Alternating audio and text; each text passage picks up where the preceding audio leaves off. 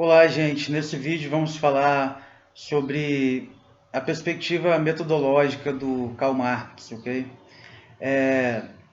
A gente viu em Durkheim, gente, que a preocupação do autor era entender a sociedade como um sistema, né? E as condições para o funcionamento adequado desse sistema. É, e o risco da anomia, né? Então, o Durkheim vai falar sobre o papel da consciência coletiva para produzir valores comuns. Ele também fala da importância da consciência individual e da interdependência econômica. E fala da relação entre a coesão social em que esse sistema estaria funcionando de maneira equilibrada e a anomia em que haveria aí uma mudança nas estruturas ou no equilíbrio desse sistema. Mas o Durkheim ele é chamado de um autor funcionalista porque ele está muito preocupado em entender as condições que permitem o equilíbrio do sistema, né, o funcionamento adequado de cada instituição. O Weber ele já não foca tanto na sociedade como um sistema, né, como a gente viu, mas ele foca no indivíduo. Então o Weber quer entender o significado que o indivíduo dá para a sua ação social. Então, como a gente viu, o indivíduo pode agir, por exemplo, com uma racionalidade orientada a valores, ou ele pode agir com uma racionalidade orientada a fins. Então, quer dizer, o indivíduo dá um sentido para o que ele faz, né? Mas esse sentido também ele não é exclusivamente individual, porque ele tem uma origem social, né? Então, por exemplo, quando a gente viu naquela obra do Weber, a Ética Protestante, o Espírito do Capitalismo, a ação individual ali pode ter um significado diferente, né, do ponto de vista dos católicos ou do ponto de vista dos protestantes, né? O trabalho, a ação individual de trabalhar pode ter significados diferentes. E esses significados eles são diferentes, eles são dados pelo indivíduo, mas eles têm uma origem social, né? Porque eles estão ligados a doutrinas religiosas também, como a gente viu.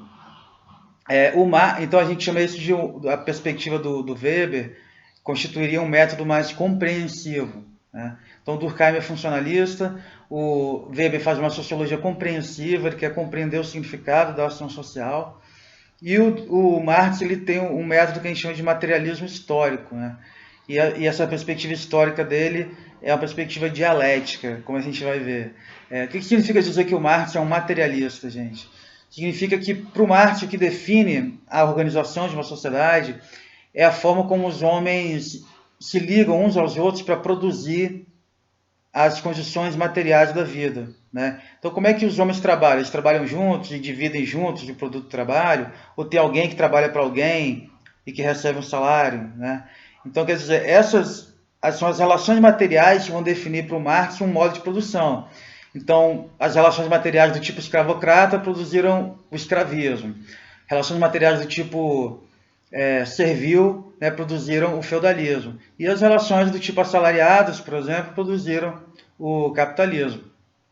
O Marx estudava essas relações históricas, essas relações materiais, ao longo do tempo, né? Então, por isso que é um materialismo histórico. Marx quer saber que tipo de relação ali econômica acontecia dentro do sistema feudal, por exemplo, que se esgotou e permitiu que outro tipo de relação econômica surgisse, que a gente vai chamar de sistema capitalista, né, com assalariamento e assim por diante.